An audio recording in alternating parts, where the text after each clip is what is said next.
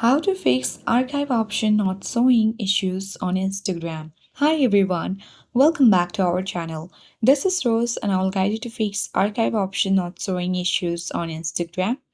Without further ado, let's get started. First, navigate to Play Store or App Store.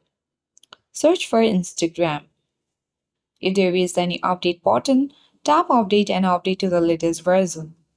On Android phone, you simply need to clear cache of Instagram. For that, long tap and hold on Instagram app icon, select iButton.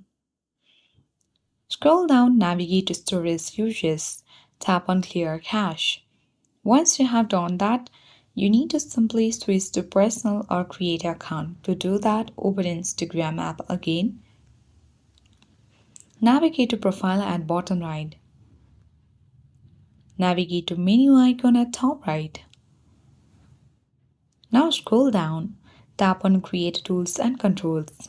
Tap on Switch Account Type, switch to Personal Account, and confirm by tapping Switch to Personal Account.